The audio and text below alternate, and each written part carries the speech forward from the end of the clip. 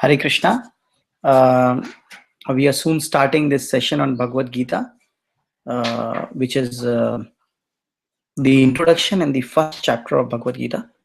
So while we set up, we'll need just a couple of minutes to start this session.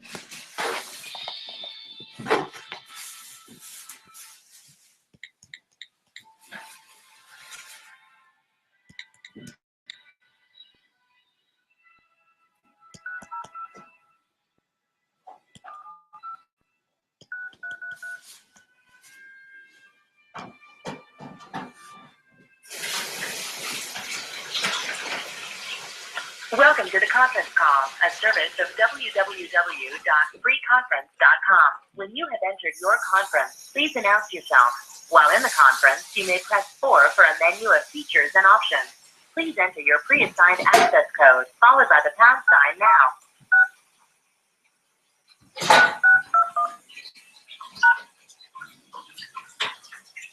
You will now enter the conference. Please announce yourself. Hare Krishna. Hare Krishna. Yeah. Yeah. So, Prabhuji, Hare Krishna. We are just starting the session now.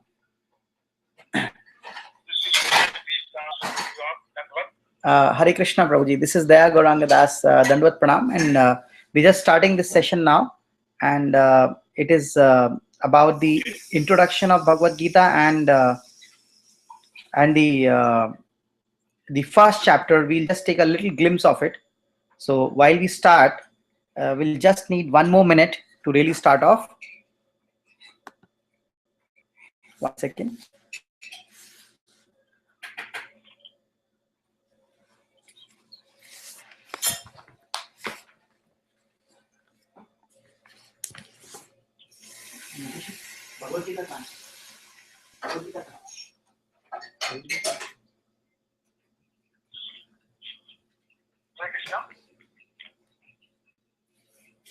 Yeah, we are just starting, Prabhuji.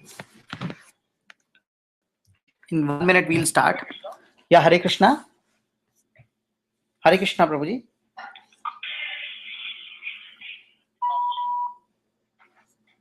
Yes, Hare Krishna. So we have certain viewers from our, we have certain viewers on the audio call with us. And we're just starting this session. We'll start it with the prayers since we are starting Bhagavad Gita today.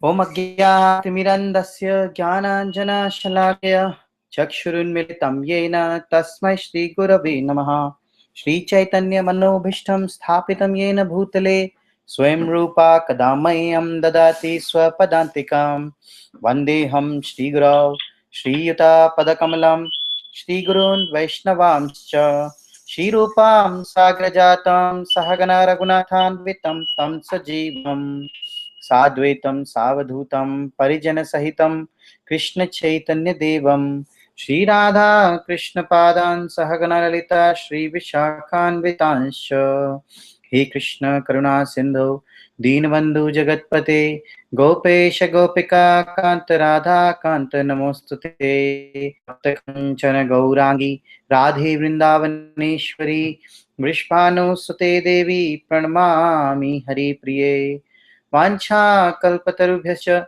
kripa sindubhya eva cha patitanam pavanebhyo vaishnavebhyo namo namaha.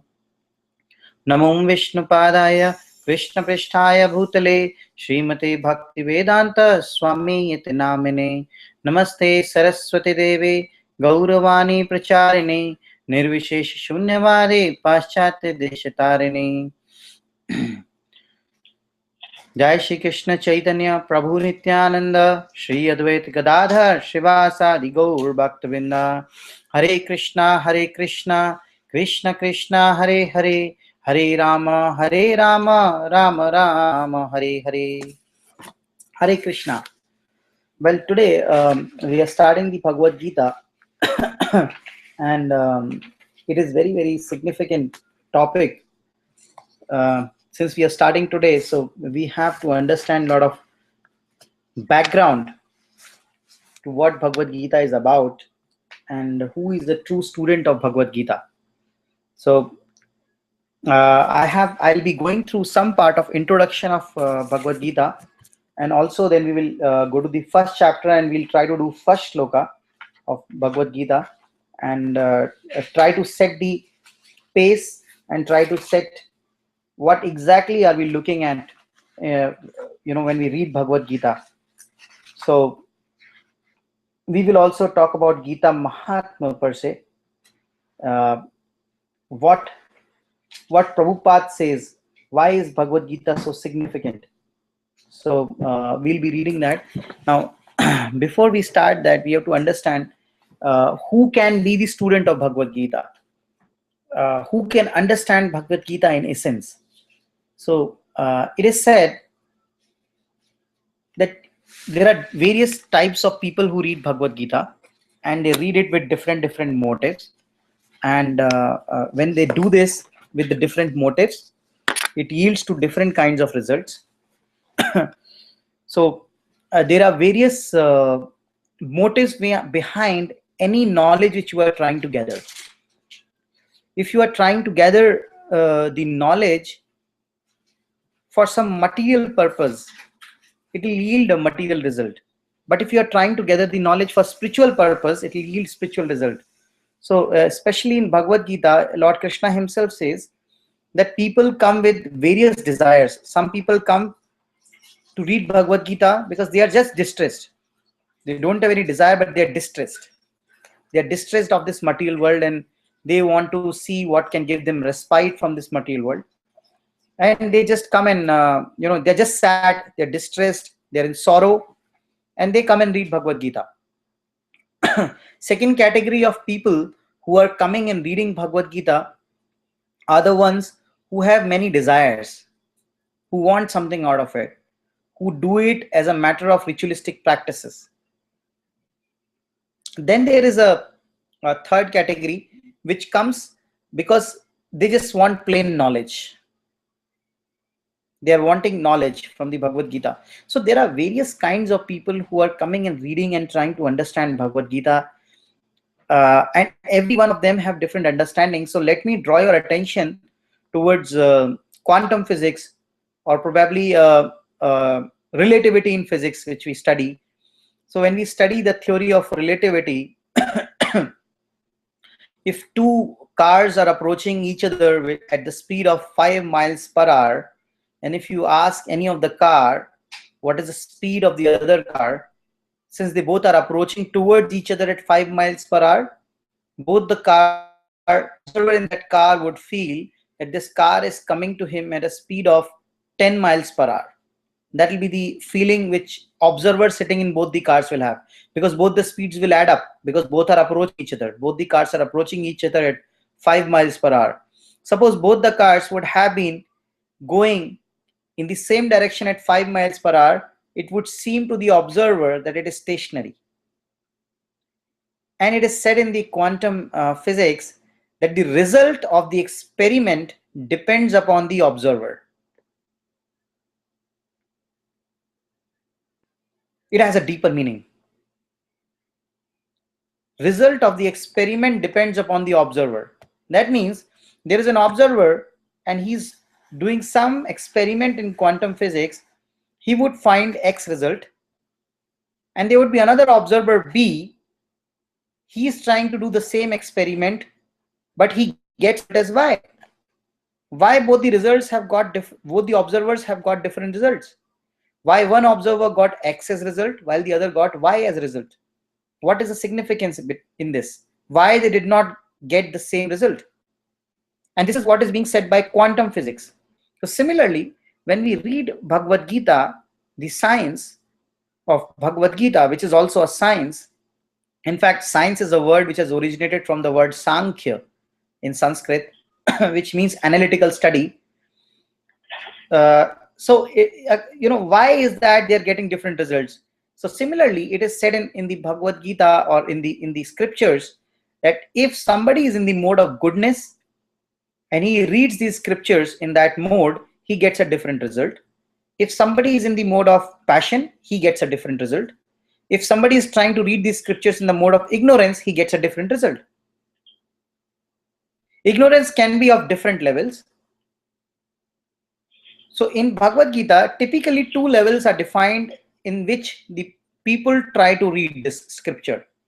One of the level is when they think that they are actually Krishna. They read Bhagavad Gita in the mood of being Krishna. I am the supreme enjoyer. I am God, and I am reading this Bhagavad Gita, which is spoken by Krishna, who was also God. Just that I have forgotten that I am God. Some people read Bhagavad Gita in that mode.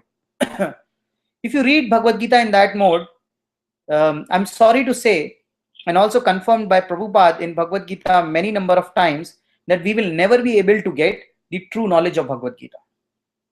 The true knowledge of Bhagavad Gita can only be understood and ascertained and grasped and realized when we read or hear Bhagavad Gita in the mood of Arjuna, the way Arjuna took that knowledge.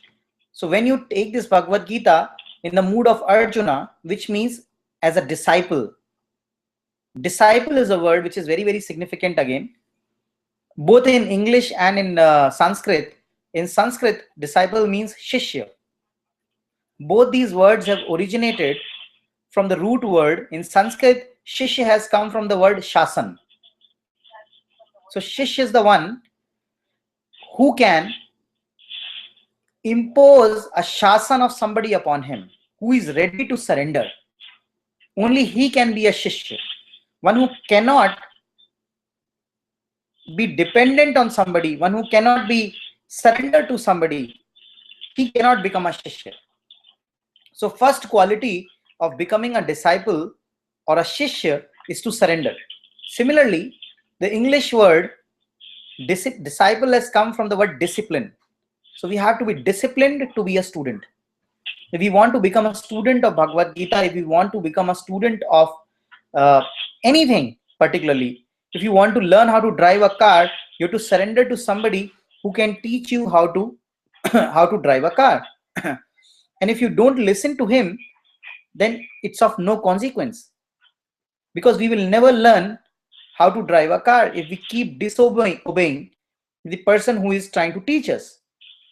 So hence, Arjuna surrendered to Krishna in the 7th shloka of 2nd chapter, wherein he said, Shishyaste aham shadi mam tvam prapannam. He said, before that, Krishna did not start the Bhagavad Gita. Entire 1st chapter, 2nd chapter, 6 up to 6th shloka, there is no beginning of Bhagavad Gita. Bhagavad Gita, not beginning of Bhagavad Gita, but actually no beginning of Krishna speaking. Bhagavad Gita starts from 1st chapter, 1st shloka itself, but there is no beginning of knowledge from Krishna, beginning of knowledge from Krishna to Arjuna. Why this did not start? Because he did not surrender till this time. Only when the person surrenders to take the knowledge. So it is also a recommendation to all the preachers that sometimes we go around and we try to glorify the Harinam, the holy name, before so many people. We try to talk about who is Krishna and we try to tell people about it. But it should be told ideally to a person who is actually willing to listen to it.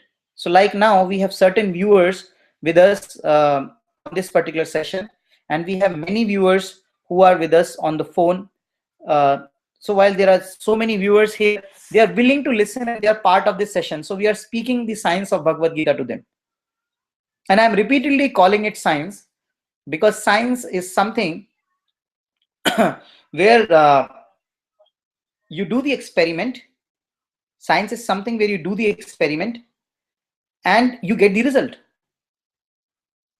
So actually, following devotional service and following the scriptures is also a science. Many people before us have done it in the same sequence and they have achieved the same result. If you do it in that way, you will get the result. So we have to understand in what way we have to understand this Bhagavad Gita. So many sadhus, saints and devotees have actually done this particular process in a certain way, they achieved perfection, they wrote their realizations, and then now we are following them and we are doing it in the same way, and then we will also achieve a similar level of perfection. It is being indicated in the Bhagavad Gita regularly. All we have to do is follow the Mahajanas, follow the people who are realized. So we are starting this Bhagavad Gita with that attitude, and I request everybody, all the viewers here, that we should not have a challenging attitude. We can have inquisitive attitude, we can have questions, but we cannot have challenging attitude. If we have challenging attitude, then it becomes difficult for us to understand the Bhagavad Gita. That is the essence of what we are speaking today. And I'll just take a short half a minute, not half a minute, probably a 15-second break to see if we are visible online and if we can just connect, if everybody is there online with us. So just 1 second, I'll go to astroandyoga.com, where we are hosting these sessions.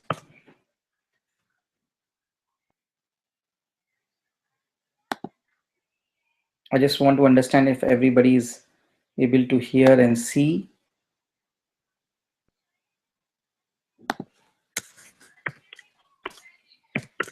To see if we are visible online. Yeah, so it's perfect. We are there.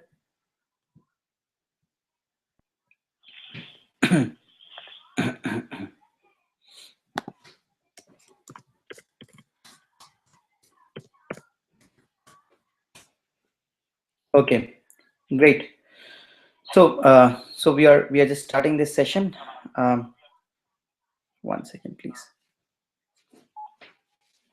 Yeah. So there are two parts to any study which we do, and I'm trying to build the base from very beginning.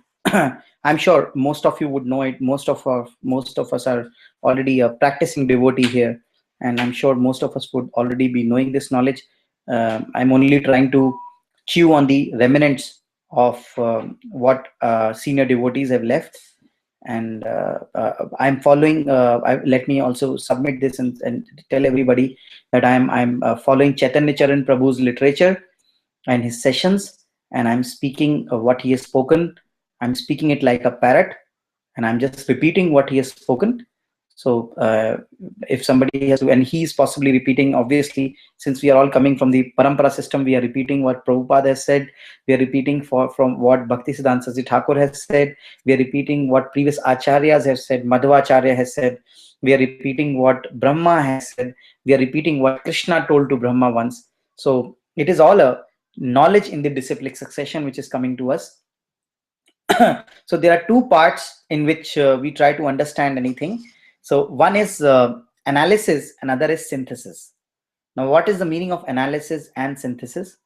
Analysis means if some topic is given to you, you break it into many parts and you try to understand each part of it, which we will do today when we read the first shloka.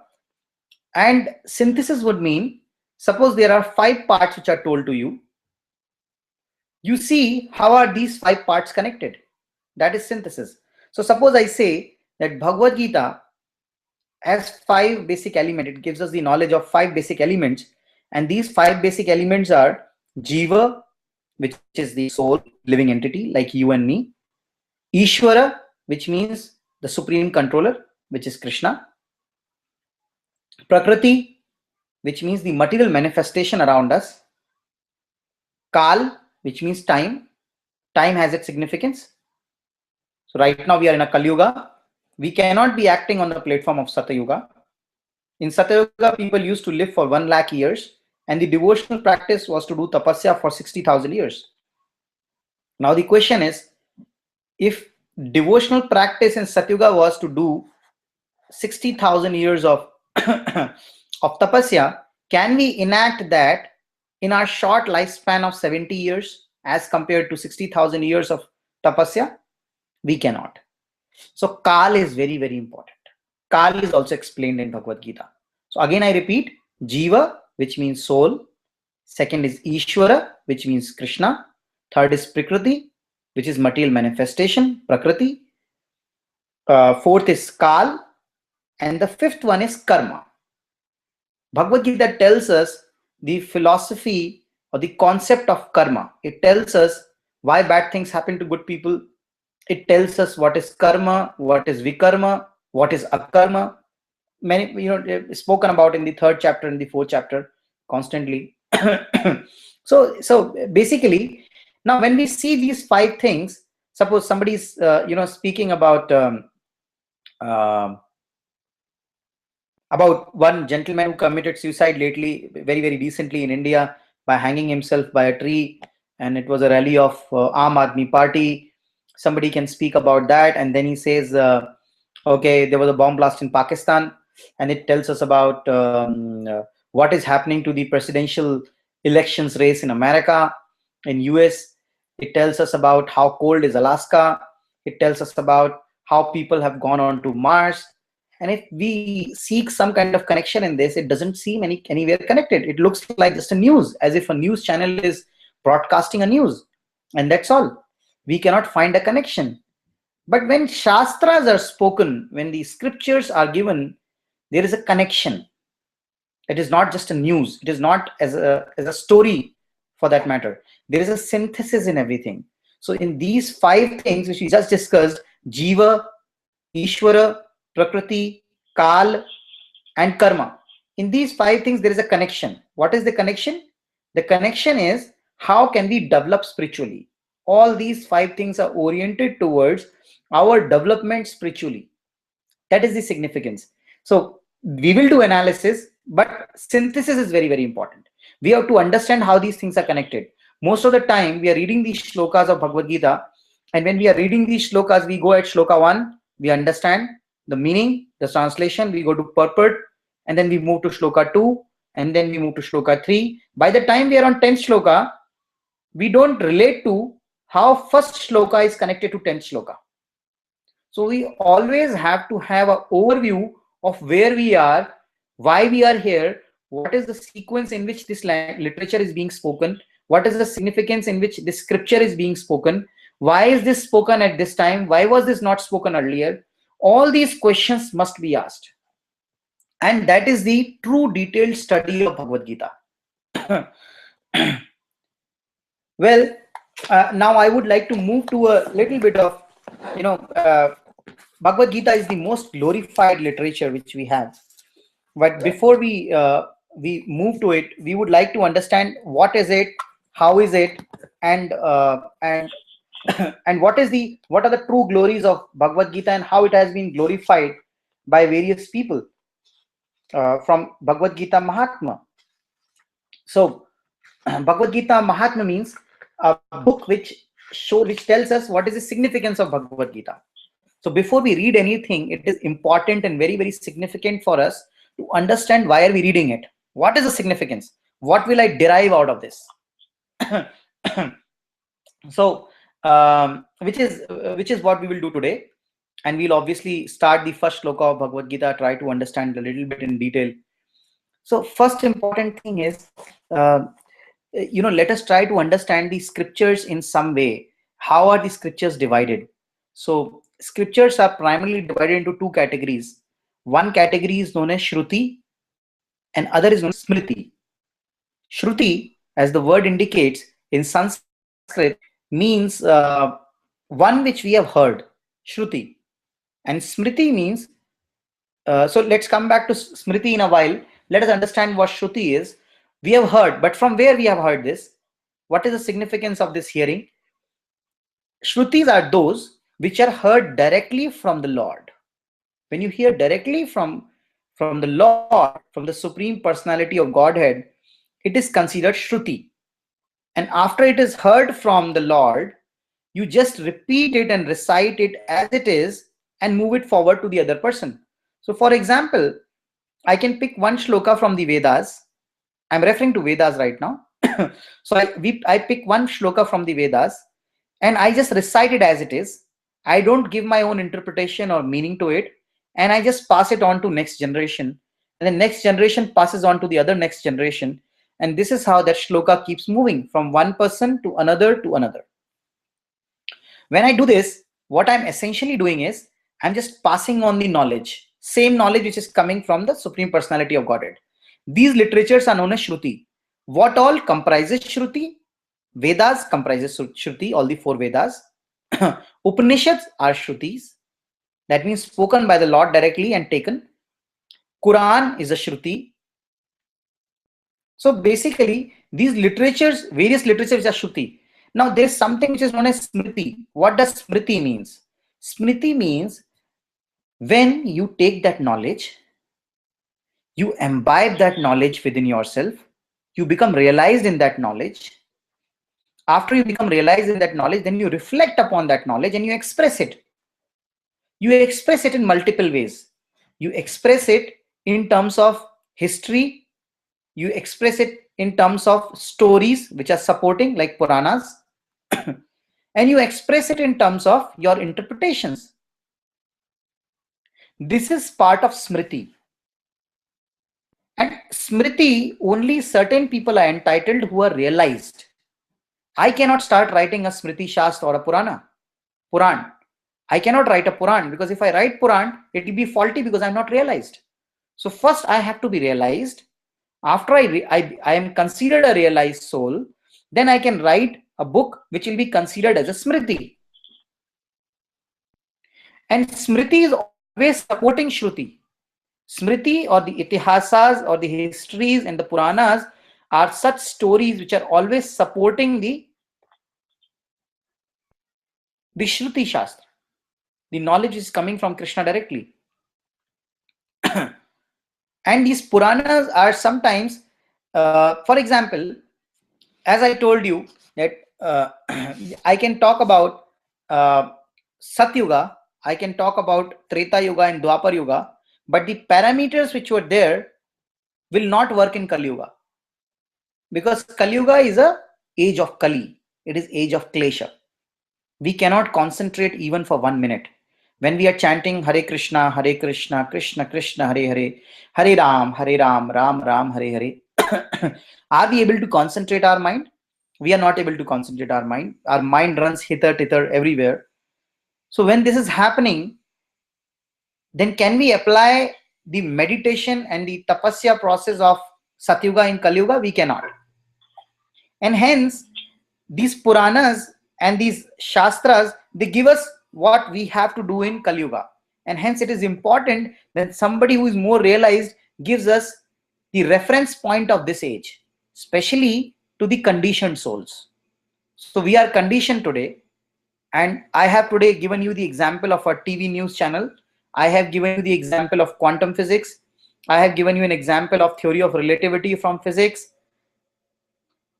I am using these contemporary examples so that we understand it better. Prabhupada gives examples of aeroplanes so that we can understand how the Vimans or the Vimanas or the celestial aeroplanes used to work. So he gives us a lot of examples of various things. And we are with using the reference point of today's world, we are trying to understand how the spiritual realm could be. So one can only explain things in terms of what we know right now. Hence the example of today's world are given. Now this is what Puranas, Itihasas do so that we can understand the true meaning of Shruti Shastra. So Mahabharata is considered a Smriti Shastra because it is a history. It is not something which is spoken by the Lord himself. Vedas are considered Shruti. Upanishads are considered Shruti. Bhagavatam Mahapuran is considered again Smriti. Vyasdev wrote it thinking and he wrote it. He wrote the Srimad Bhagavatam.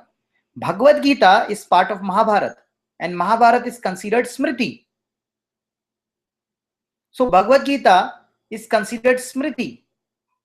But now let me reveal this to you that Bhagavad Gita has got a very, very special position. And this special position of Bhagavad Gita is such that it is Shruti within Smriti. It is Shruti within Smriti. What does that mean? Smriti is Mahabharata But in Mahabharata, it is Krishna who is speaking himself the Bhagavad Gita. So it is Shruti within Smriti, and Krishna is the Supreme Personality of Godhead who is speaking the shlokas himself. And when we read this Bhagavad Gita, we will find at many places, it will be mentioned Shri Bhagavan Vacha, which means Bhagavan is speaking. God is speaking himself.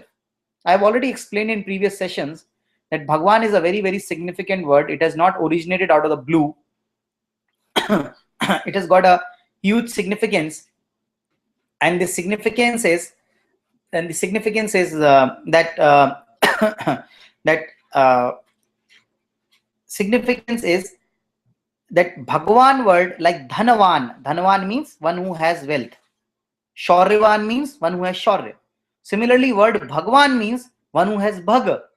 Bhag means opulences. So we have discussed this in detail in our previous classes. So one who has opulence, only he can be considered to be Bhagavan. Certain opulences in full. That is another condition. We have certain opulence. I have possibly $100 in my pocket. So I can call myself wealthy in terms of other person who doesn't have $1, who doesn't have even $1. So I can compare and say that I am very rich. But actually, there can be relativity in many people. Somebody can say, I'm richer than this, I'm richer than that. But who is the richest? So richest is Bhagavan. One who has the money which is in my pocket, one who has the money which is in your pocket, money in everybody's pocket belongs to him. He can send me to a hospital today, and I will not negotiate with any doctor on the operation theater. In the operation theater, doctor will say that you have to pay so much money so that I can bring your health back, and I'll pay that much. So this is the question, and this is the significance which is being discussed here. And now let me read out from the Gita Mahatma. So one thing which we have understood very, very clearly is there are two kinds of scriptures. One is Shruti, spoken by the Lord directly. Other is Smriti, which realized soul, after realizing the knowledge, reveal it and express it. So Shruti and Smriti. And Bhagavad Gita has got a very special position because it is Shruti within Smriti.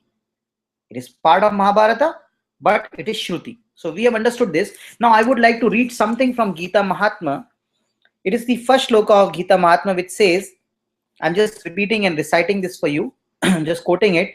If one reads Bhagavad Gita very sincerely and with all seriousness, then by the grace of the Lord, the reaction of his past misdeeds will not act upon him.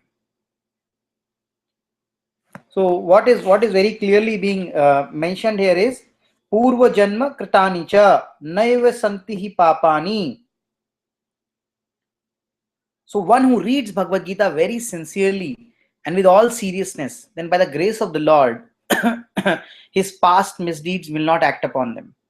And I have practical realization of this, and I know many more would have the practical realization that one reading of Bhagavad Gita, a sincere reading of Bhagavad Gita, inclines us and changes our complete outlook, and it aligns us to the service of the God, service of Krishna.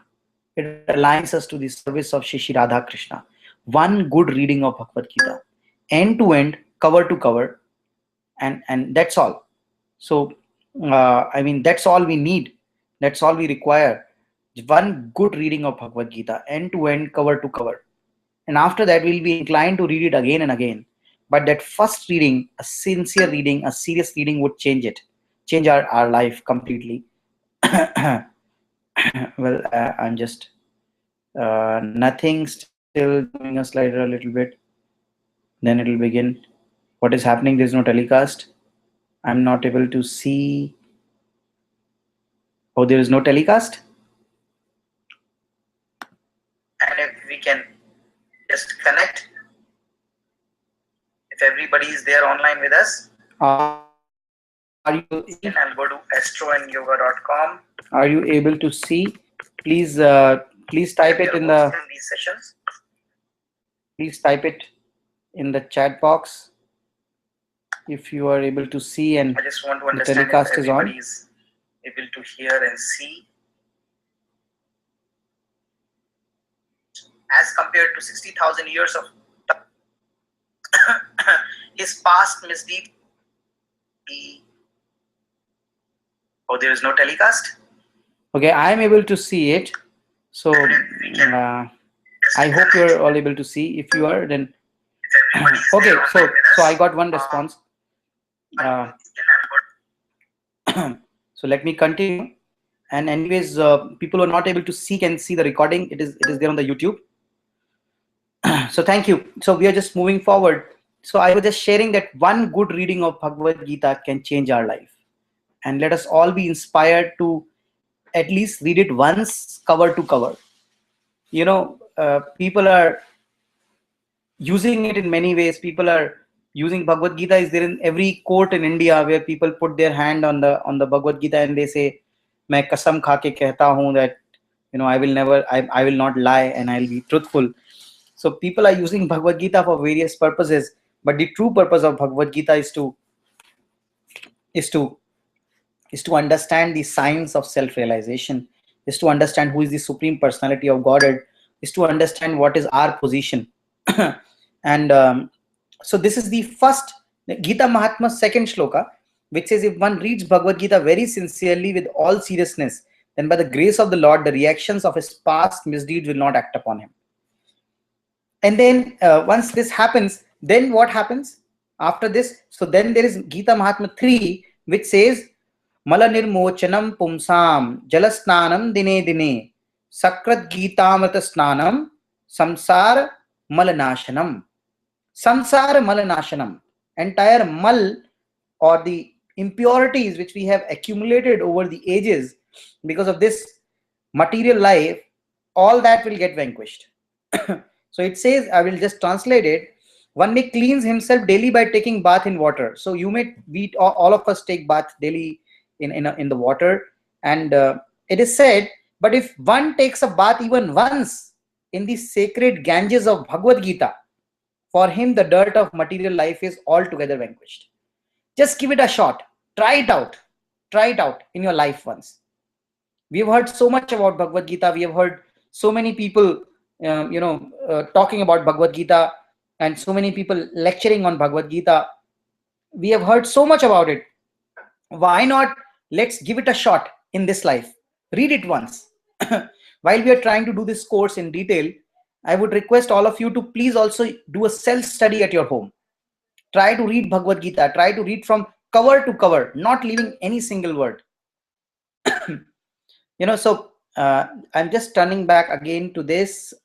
Okay. So now I think everybody is able to see. Excellent. Harsh Prabhu is also able to see. And so we have to just take bath once in this sacred Ganges of Bhagavad Gita, sacred Ganga of Bhagavad Gita. And it says that if we do that, then the dirt of material life is altogether vanquished. Moreover, it is also said, now I'm coming to Gita Mahatma 6, and what it says is, Sarvopanishado gavo dugdha gopal nandanaha partho vastah sudhir bhukta dugdam gitamritam mahat, which means, yeah, this is important.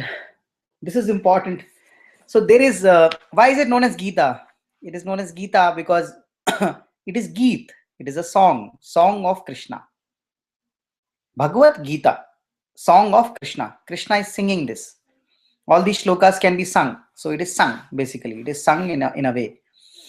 And when this shlokas are being sung, it is said, whatever is available in all the Vedas, in Vedanta Sutra, and anywhere else in all these scriptures, the real purport and the real knowledge is all available in Bhagavad Gita. Very nice to hear that. But what is most significant is, whatever is not available anywhere else is also available in Bhagavad Gita.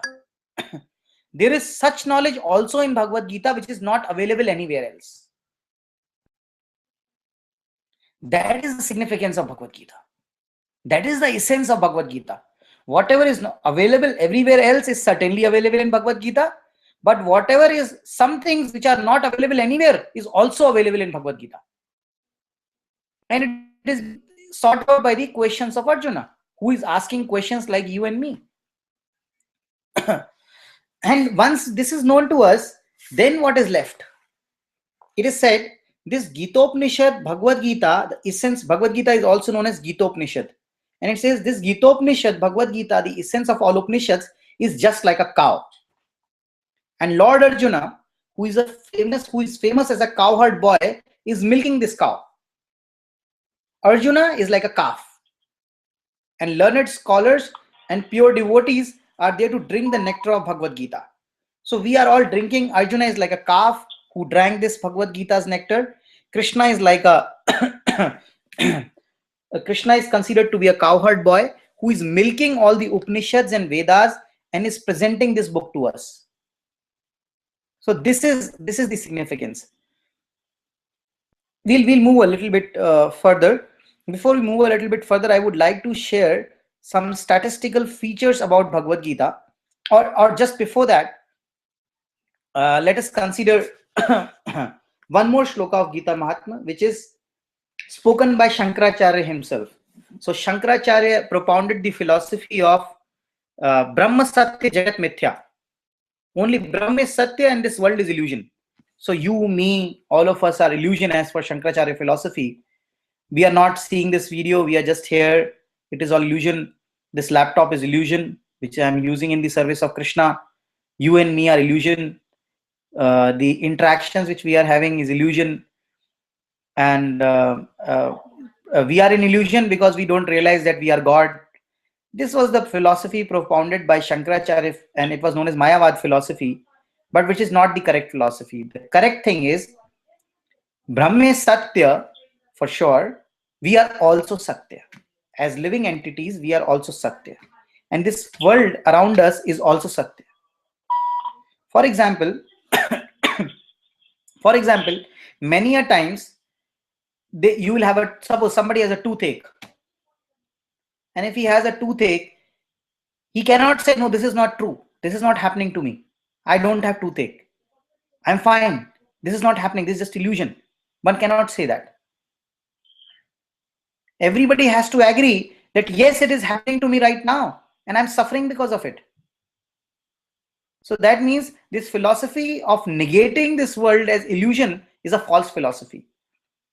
But that same Shankaracharya has accepted that Krishna is the supreme personality of Godhead.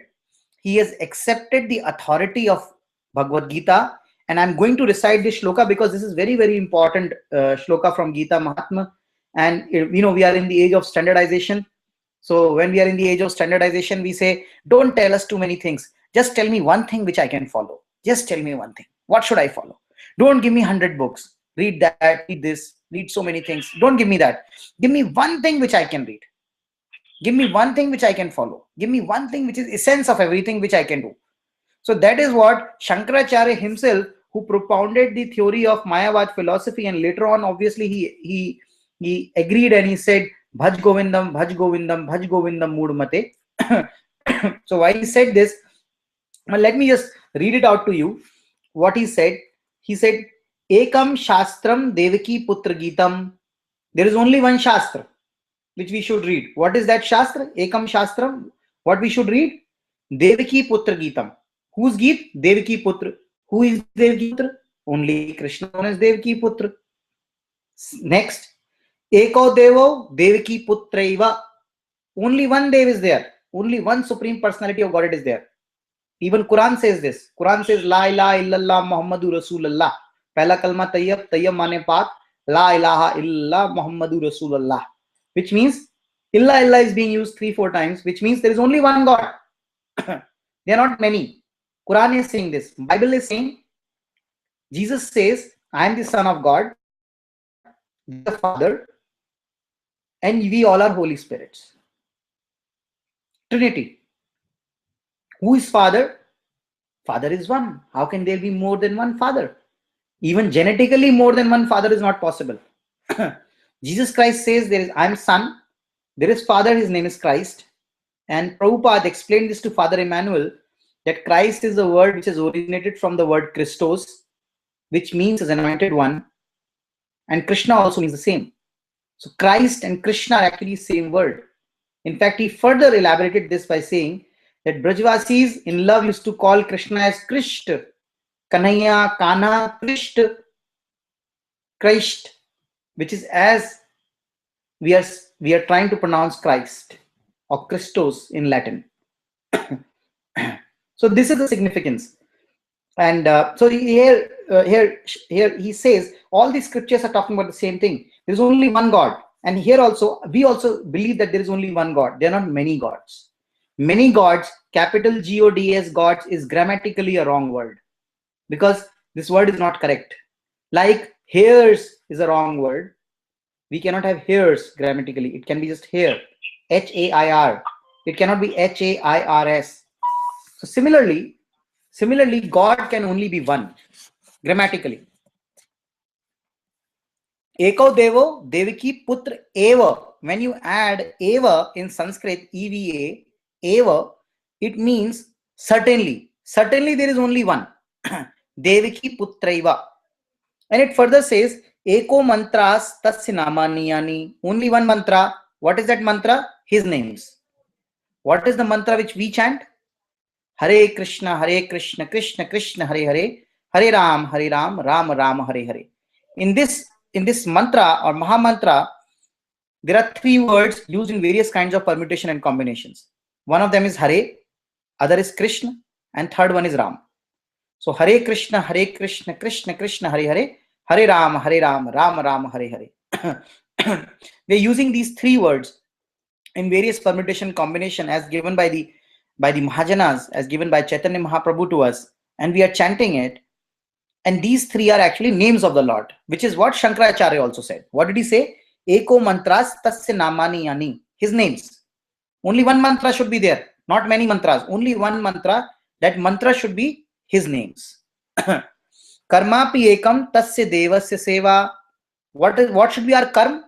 Our karma is also defined by Shankaracharya, where he says karmapi ekam tasya devasya seva. Only one karma, that is Dev. First he has established who Dev is.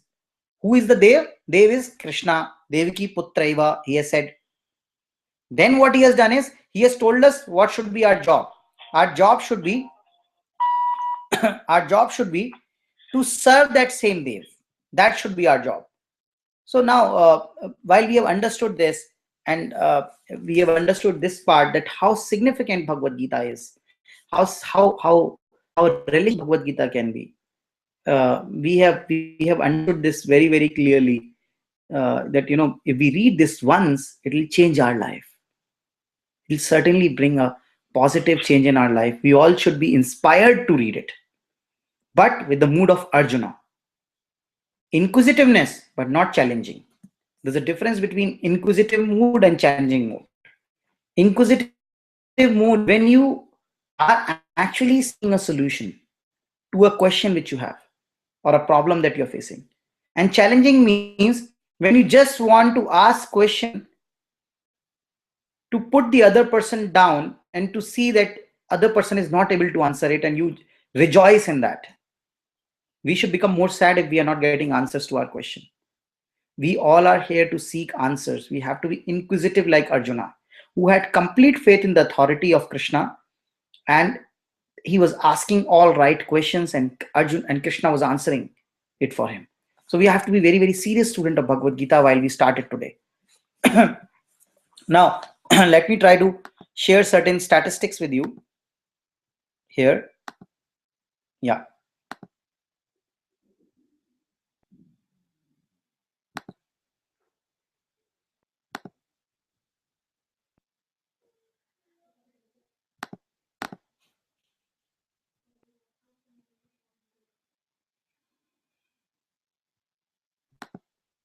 Okay. So 1 second.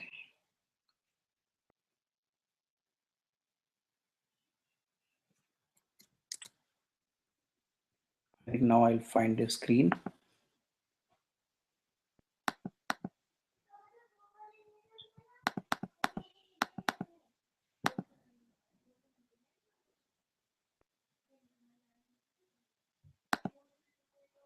Okay, so sorry, I'm not able to share the screen right now. But what I'll do is I'll share the statistics anyways with you. These statistics are from Bhagavad Gita, and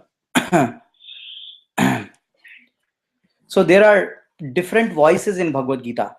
And what are these different voices? These different voices are of Krishna, Arjuna, Sanjaya, and the first verse is being spoken by Dhritarashtra. So we all know that Bhagavad Gita is actually 700 verses in all, and in these 700 verses, 575 verses are spoken by Krishna, 83 verses are spoken by Arjuna, and of these 83 verses, mostly in chapter 1 and chapter 11, he has largely spoken, and he has spoken 28 verses in 12 and other chapters. So basically he has spoken total of 83 verses. Arjuna has spoken 83 verses. 575 verses are spoken by Krishna. Sanjaya has spoken 41 verses, and Dhritarashtra has spoken only the first one, the first verse. So hence total of 700 shlokas have been spoken in Bhagavad Gita. This from the statistical perspective. And also let me tell you that when you read Bhagavad Gita, you will find that various names of Krishna are being spoken. Sometimes he is called as Madhava, sometimes he is called as Rishikesha, sometimes he is called as Janardana, sometimes he is called as Madhusudan, sometimes he is called as as Gopinath. He is called with different names, and Arjuna is also called by different names. Sometimes Arjuna is known as Dhananjaya, sometimes he is called as Kaunteya, sometimes he is called as as um, as Gudakesh, and Krishna is sometimes called as Vashne. So different kinds of names of Arjuna and Krishna are spoken in this chapter, and there are 20 names of Arjuna which are spoken, and 33 names of Krishna which are spoken in Bhagavad Gita throughout. And during the various names of Arjuna and various names of Krishna. So and each of this has significance. So when we'll go shloka by shloka in detail, we'll understand what is the significance, why this name is being used here, why other name is not being used, why is he not just being called Krishna, why is he being called Madhav, Madhusudan, Janardhan, what is the significance of it. So we'll go through that in detail. and now we are we are moving to first chapter. We are moving to first chapter, and we are doing the, so let us look at the overview of first chapter. So I wish if I could share this with you. Unfortunately, I'm unable to share it. I wanted to share the screen, and I don't know, today my system is just not working, and before the entire session is disrupted, I don't want to get into too much of technical things out here. So let me then just go on. Well, the first chapter of basically overall Bhagavad Gita is divided into three sections, and first section is known as Karma Yoga, which is first 6 chapters. There are 18 chapters in Bhagavad Gita and 700 shlokas. So first 6 chapters are known as Karma Yoga, last 6 chapters are known as Dhyana Yoga, and and the chapter which is sandwiched between first 6 chapters of Karma Yoga and last 6 chapters of Dhyana Yoga is known as Bhakti Yoga. And this Bhakti Yoga is very, very significant. It is sandwiched like a pearl is sandwiched between the 2 shells. Similarly, Bhakti Yoga is sandwiched between Karma Yoga and Dhyana Yoga, and which is considered to be the most confidential knowledge of Bhagavad Gita. In fact, there are chapters which are named as confidential knowledge, most confidential knowledge, transcendental knowledge. So we will see that in due course when we do this entire course of Bhagavad Gita. So the first chapter of Bhagavad Gita, it has got around a total of 46 shlokas, and these 46 shlokas are divided in 2 parts. first part from first shloka 1 to shloka 26 is known as observing the armies. That means observing, they just from first shloka to 26 shloka, they are just observing the armies. Who is on which side, who is doing what, who is blowing the conch shell, who is talking to whom, only that much. And then there is a second part which is 27 to 46 shloka.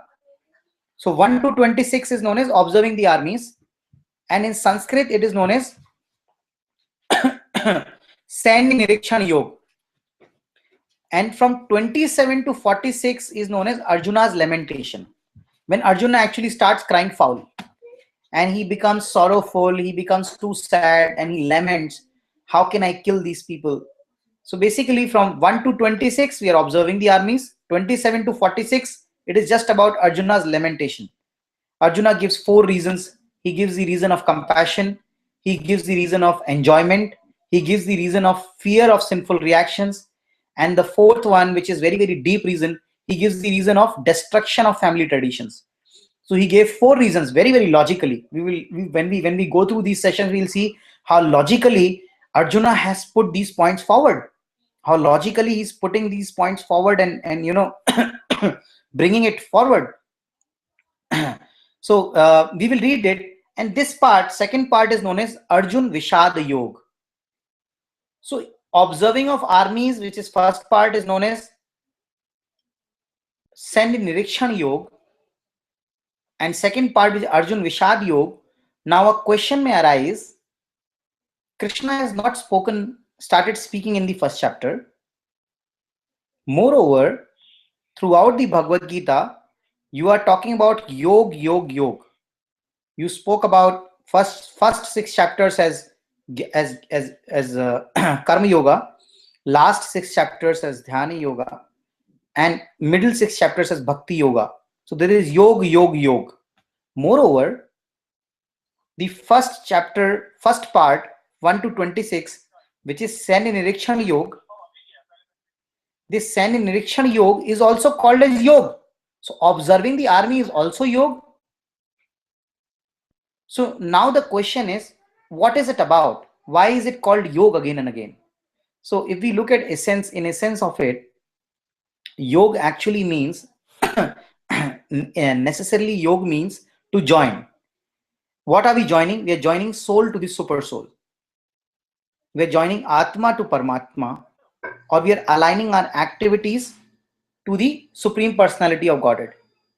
And hence it is called yoga. Now somebody may say, observing the armies, how is it a yoga? So let me bring to light to everybody. It is said, Nirbandha Krishna Sambandhe. Anything which is connected to Krishna actually liberates us. Somebody might say that since Krishna started speaking from second chapter onwards, let me start reading from second chapter onwards only. Let me skip the first chapter completely altogether. Why are we reading the first chapter? Let's not read first chapter. And actually, if you read first chapter every day, it is said in Gita Mahatma that you will be purified. You just have to recite the shlokas every day of first chapter and you will be purified. So if we read Bhagavad Gita every day, just the first chapter will be purified. And what does first chapter contain? It doesn't contain the knowledge of what Krishna actually spoke, because Krishna did not really speak the knowledge in first chapter. But still, it is liberating us. Nirbandha Krishna Sambandhe. Anything which is connected to Krishna, which is sambandhit to Krishna, can liberate us. Even Duryodhana, name of Duryodhana is liberating us because he's connected to Krishna in some way. So that is what is being mentioned here. And so in the first 26 shlokas of chapter 1, we again break it into 3 parts. First 13 shlokas are actually preparations for war. 14 to 20, these 7 shlokas are signs of victory. 21 to 26, it is presented that how merciful Krishna is. So these are the 3 parts of first 26 shlokas.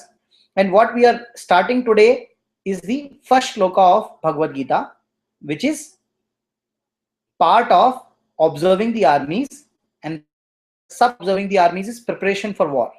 So this is part of preparation for war. There are two significant things which happen in the first shloka. So let me recite the first shloka, and this is the methodology which we'll follow every time. That we'll recite the shloka, and then we will go in detail. So first shloka of Bhagavad Gita says, Dhritarashtravacha dharma kshetre kurukshetre samvetayuyutsavaha mamakaha pandavaschaiva kim akurvat Sanjaya. Dhritarashtra said, O Sanjaya, after my sons and the sons of Pandu assembled in the place of pilgrimage at Kurukshetra, desiring to fight, what did they do? So it is being said by, this is the only shloka spoken by Dhritarashtra. And in this shloka, Dhritarashtra is a blind king. His sons are Kauravas. For people who are new to Vedic science, I'm sure most of us would already know. There were Kauravas and there were Pandavas. Kauravas were of cheating mentality, and Pandavas were very, very pious. And Kauravas' king was Dhritarashtra, who was a blind king. And kingdom actually belonged to the Pandavas because it was the younger son of blind. You would never put a blind king on the throne. So hence his Dhritarashtra's younger brother, whose name was Pandu, was established as a king. But Pandu became really renunciate, and he said, I don't want to rule the kingdom. I would like to go to jungle and do the tapasya. I would like to go to the forest and do tapasya. And he said, when I am not there, it is my elder brother. While he's blind, he will take care of the king, take care of the kingdom. And in case there is any emergency, I will come back. And he went with his two wives to the forest, and where all these five brothers, Yudhishthir, Bhim, Arjun, Nakul, and Sahadev took birth. Later on, Pandu and one of his wife Madri left their body, and the kingdom automatically came to this blind king, who was the elder brother, whose name was Dhritarashtra. Now, while this person was there, so he was ruling this kingdom, and his sons, these blind king Dhritarashtra had 100 sons. These 100 sons were not of very pious mentality, and they were of cheating propensity, except for one. I think Vikarna was the one who was of pious mentality, but otherwise they were very, very impious. They wanted to loot, they wanted to enjoy, they were engrossed in sense gratification. Whereas the Pandu's sons, who were there in the forest, and we'll discuss this later sometime, how their sons, how these Pandavas were born from various demigods and what is the history behind it. These were very virtuous sons. We will discuss this when Duryodhana's reference come in third shloka. That what happened to Duryodhana, why did he acted like that, what was the real significance of it. So we'll discuss about it. But in the meantime, in short, we have to understand that Kauravas are not religious, and they are not on the path of righteousness, and Pandavas are very pious and are on the path of righteousness, and they are following dharma.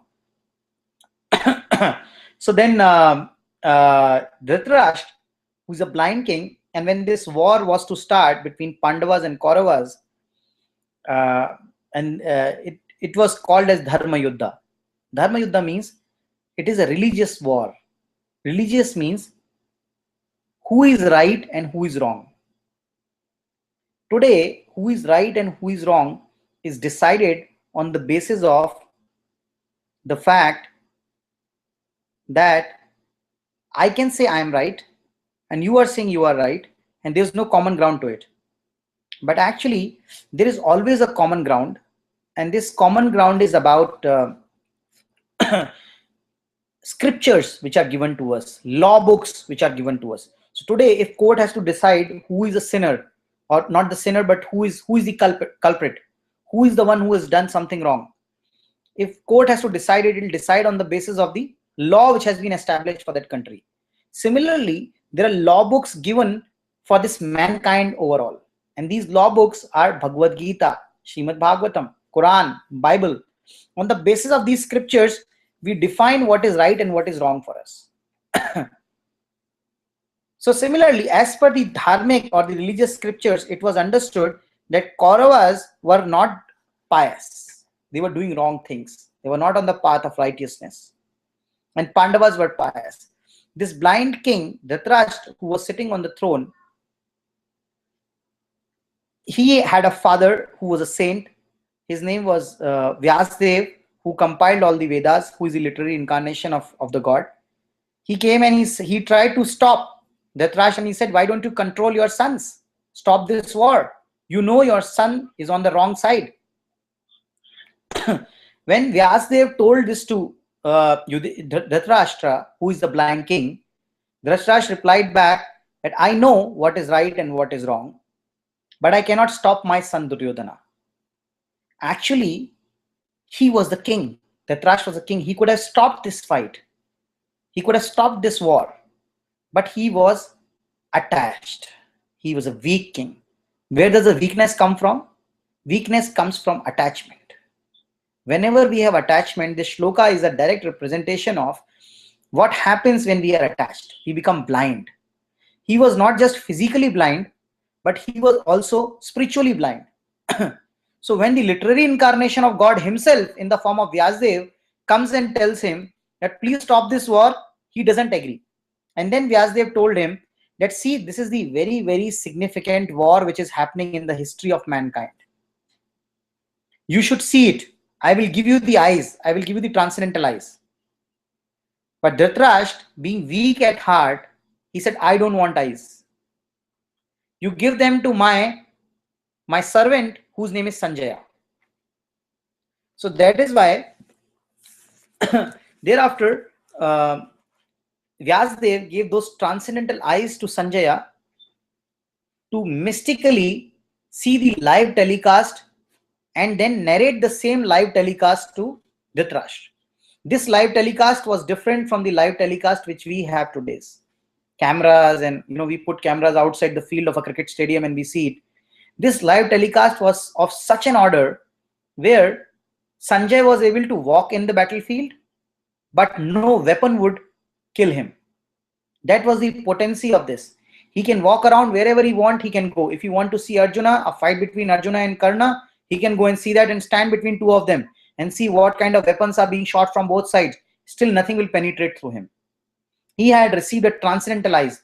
He is not just sitting and seeing it from the periphery of the playground. He is there on the pitch and he's seeing the bowler bowling the ball, the cricket, the batsman playing with the bat, who is shooting what arrow. He was able to see even that. That was the level of this transcendental eye which was given to Sanjaya.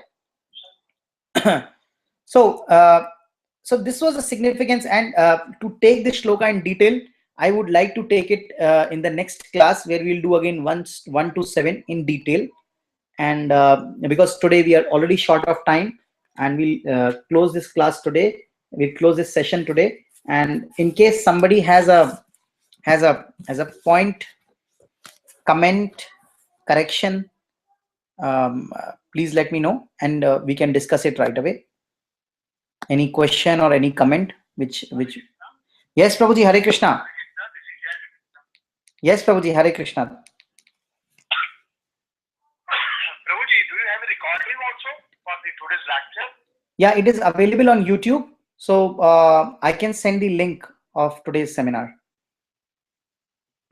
please send me link. I would Sure. like to hear it again. Sure, It was a Prabhuji. very nice lecture today. I will send it, Prabhuji. Thank you for your kind words. Thank you, Prabhu. It is all Guru's mercy. So any question which anybody has, you can please.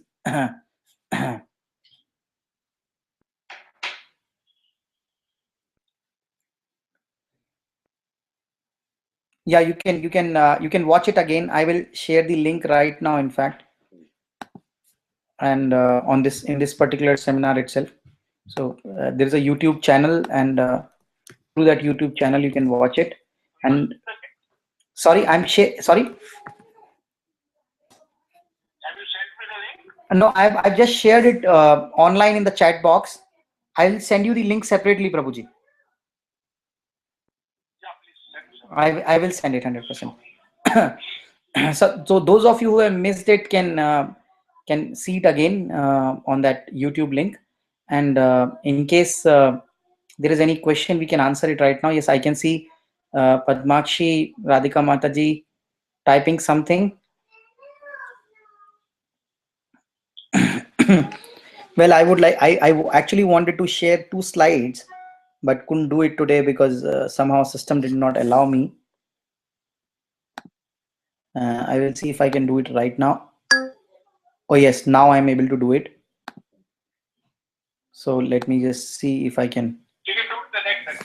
Yeah, I can share it in the next You can do the next session. Right. Yeah. Thank you. Thank you. So if there is any other question, you can write to me. I am seeing Biren Gosai Prabhu is also typing something.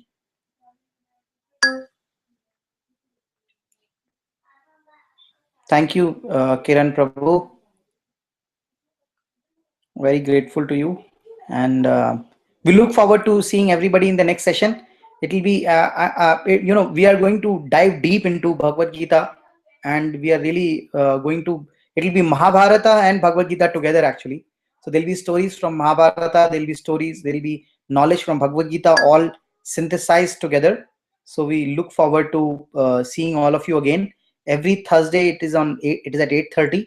So we'll be sending mail, but still you can join us. Thanks to you all. Hare Krishna. Hare Krishna. Hare Krishna, Prabhuji. Thank you, Prabhuji. Thank you, Prabhuji. Hare Krishna. Thank you very much. Thank you, Prabhuji. Hari Bol. Hare Krishna.